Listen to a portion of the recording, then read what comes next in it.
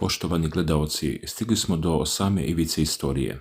Ono što je započelo kao lokalni sukob preobražava se pred našim očima u događaj koji prijeti da u potpunosti preoblikuje našu planetu. Još od Drugog svjetskog rata, kao centralnog i najdramatičnijeg međaša moderne ljudske istorije, svijet se nije suočio sa ovako sudbonosnim i opasnim trenutkom.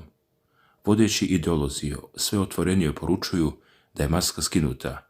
Specijalna vojna operacija prerasla je u nepoštedni direktan sudar čitavih civilizacija. Ovo više nije borba za teritorije niti uobičajena geopolitička igra. Ovo je egzistencijalni rat za novu arhitekturu sveta, totalna borba poretka protiv poretka i po mnogim prognozama uvod u konačni Armagedon. Prema informacijama koje se pominju u diplomatskim krugovima, pred nama je trenutak u kojem se, kako se navodi u izveštajima, najavljuje početak takozvane glavne bitke svih bitaka.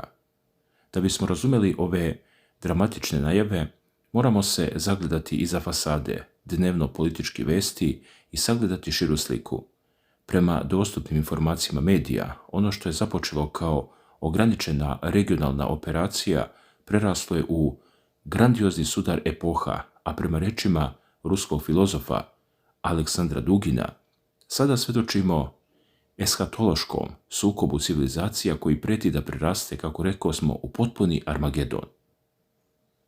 Mnogi analitičari danas pokušavaju da objasne aktuelna dešavanja kroz prizmu ekonomskih trendova, energetskih kriza ili teritorijalnih sporova, ali takve analize ostaju površne i kratkovide. Kako tvrde pojedini izvori, svijet je odavno prešao granicu običnih političkih razmirica. Da bismo makar površno shvatili današnje stanje, moramo se okrenuti fundamentalnim kategorijama, počevši od Drugog svjetskog rata kao najvažnijeg događaja u svjetskoj istoriji. U tom svetlu ruski filozof Aleksandar Dugin naglašava da se situacija u kojoj se Rusija našla nakon pokretanja specijalne vojne operacije mora posmatrati kroz 6 ključnih teorijskih konteksta. Prvi i temeljni kontekst jeste klasična geopolitika zasnovana na večnom dvoboju između civilizacije mora i civilizacije kopna. U ovom velikom istorijskom šahu Rusija predstavlja nasljednicu drevnih kopnenih carstva, dok anglosaksonski svijet i NATO predstavljaju modernu Kartagu. Raspad Sovjetskog saveza označio je ogromnu pobjedu pomorskih sila, nakon čega su zapadni strukturalni elementi kroz mrežu uticaja i dolazak proatlantističkih elita pokušali da preuzmu kontrolu nad postsovjetskim prostorom. Reakcija Moskve i otpor na terenu odveli su region u otvoreni sukob. Pri tome, novi moment u geopolitici jeste koncept raspoređenog Heartlanda, gdje se pozicijama kopnene civilizacije priključuju i drugi globalni akteri poput Kine, Indije i zemalja u usponu, čime se stvara otpor unipolarnom poretku. Međutim, i tu dolazimo do ključne stvari. Ovaj sukob prevazilazi puk geografski raspored snaga i zadire u samu srž civilizacijskih vrijednosti. Na kulturološkom nivou pred nama je sudar liberalno-demokratskog individualizma i zapadnog postmoderne sa jedne strane te tradicionalnog društva i očuvanja duhovnih vertikala sa druge strane. Zapadna civilizacija je nakon pada bipolarnog sistema nametnula globalni imperativ kroz kulturu otkazivanja, promjenu tradicionalnih rodnih uloga i ubrzanu tehnološku transhumanizaciju, tretirajući ove vrijednosti kao obavezujući zakon za čitavu planetu.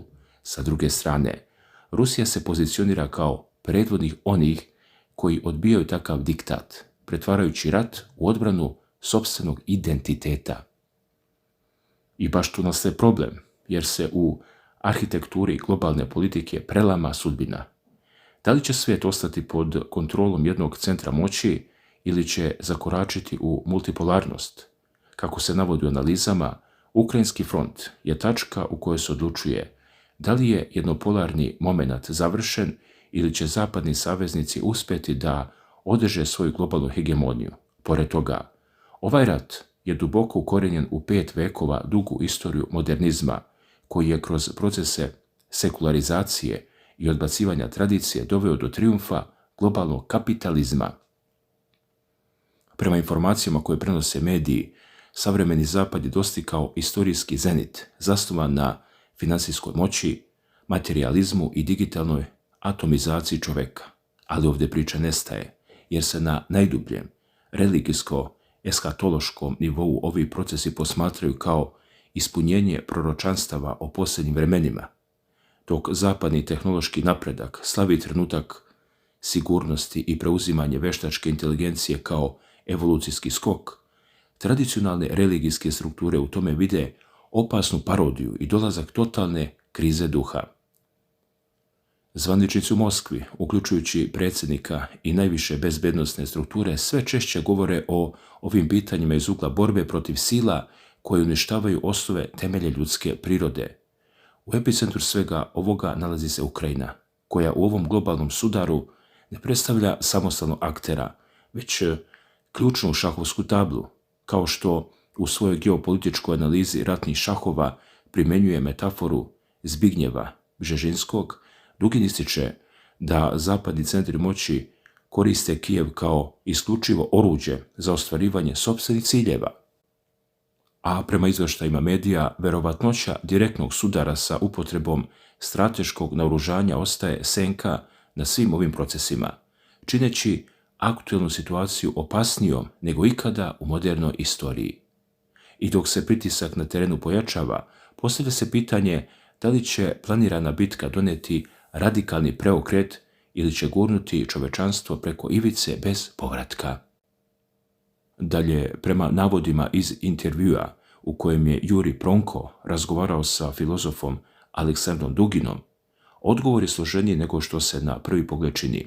Iako su sankcije, politička isključenja i kidanje ekonomskih i kulturnih niti stvorile zid između dve strane, Dugin ističe da se Rusija našla na istorijskoj raskrsnici na kojoj još uvijek traži sopstveni, autentični odgovor na pitanje koje i kuda ide nakon vekova zapadnog uticaja.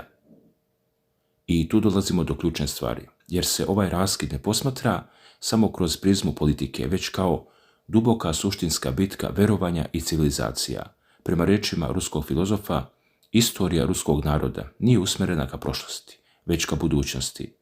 U trenucima kada se čitavo čovečanstvo prema eskatološkim vizijama kreće ka ivici provalije, uloga Rusije se vidi kao posljednji bedemi pokušaj da se svijet spasi od konačnog posrnuća, tvrdi. Ova velika borba, koja je započela 2022. godine, predstavlja kulminaciju procesa u kojima se stara struktura sveta ruši pred našim očima. Međutim, dragi gledalci, i baš tu nastaje problem, jer tranzicija ka novom poretku nailazi na unutrašnje prepreke, dok običan narod u provinciji i na frontu prirodno i bez otpora prihvata zaokret ka suverenom državnom putu, unutar institucija i političkih centara moći i dalje postoji sloj ljudi koji su decenijama navikli na prozapadne obrasce. Duginove strukture opisuje kao isključene računare, koji više nemaju nikakvu funkcionalnost za državu, ali i dalje predstavljaju balast sistemu. Ipak, kako se navodi u analizi, nemogućnost da se pronađe kompromis sa Zapadom pod njihovim uslovima znači da povratka na staro nema, a pritisak naroda i potreba za pobjedom neminovno će dovesti do duboke unutrašnje transformacije i promjene elita. Ali ovdje se priča nastavlja, jer se paralelno sa geopolitičkim lomovima otvaraju i goruća unutrašnja pitanja poput migracione politike i očuvanja identiteta unutar samih granica ruske države. Kada zvaničnici poput ministra unutrašnjih poslova otvoreno upozoravaju na opasnosti koje nose nekontrolisani migracioni procesi, postaje jasno da se bitka za očuvanje sopstvenog prostora vodi i na administrativnom nivou. Primjeri iz prakse pokazuju da je za rješavanje dubokih društvenih problema često potrebna samoodlučnost i dosljedno sprovođenje zakona. Zato je važno razumjeti sljedeće. U godinama koje su pred nama, Oblikovanje nove države i tradicionalne ideologije više nije izbor, već pitanje opstanka. Pred institucijama i obrazovnim sistemom stoji zadatak da se usklade sa novim istorijskim realnostima, jer bez jasnog idejnog kompasa nije moguće izdržati pritisak globalnih oluja. I u tom smislu, kako zaključuje Dugin u svom godišnjem pregledu, optimizam počiva na dubokom razumevanju da nijedan događaj u istoriji nije slučajan i da se knjige ljudske civilizacije približava svojoj završnici. U toj završnoj fazi ruski narod i njegova istorijska misija imaće ključnu ulogu u raspletu globalne drame. I zato vas, dragi gledalci, pitam, hoćete li mi reći da ćemo posle ovoga ostati isti? Pa ne, gospodu draga, nema više nazad. Duginova upozorenja više nisu teorija iz knjiga. To je naša svakodnevnica. To je rov u kojem se branimo od pomahnitalog sveta koji hoće da nam uništi i veru i porodice i samu ljudsku prirodu. Ali slušajte me dobro do kraja, jer ovdje se priča ne završava. Nije ovo samo kraj jedne emisije, ovo je početak nečega o čemu ćete morati dobro da razmislite kada večera sutra legnete da spavate i kada ujutro pogledate svoju djecu oči. Zato vas pitam i hoću da mi svako od vas bez izuzetka napiše dole u komentarima.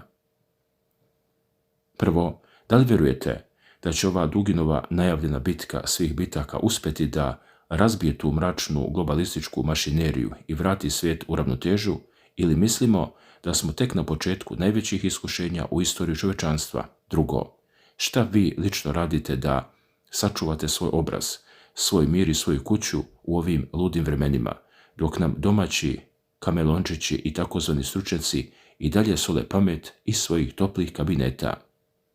I treće, ono najvažnije, da li ste spremni da stanete uz istinu, bez obzira na cenu, ili ćete dozvoliti da vam drugi kroje kapu i odlučuju o sudbini?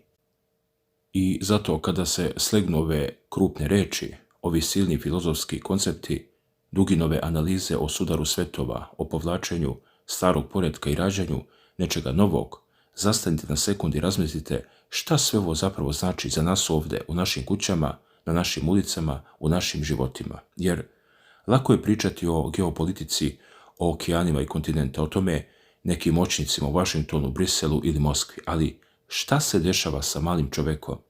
Kako se sve ove tektonske promjene odražavaju na naš svakodnevni hleb, na sigurnost naše djece, na naš mir i našu budućnost?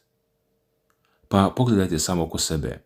Da li ste primijetili kako je sve nekako poskupelo, kako se zatežu konci u privredi, kako se pritisci sa svih strana pojačavaju, a da niko više ne pita šta mi o tome mislimo?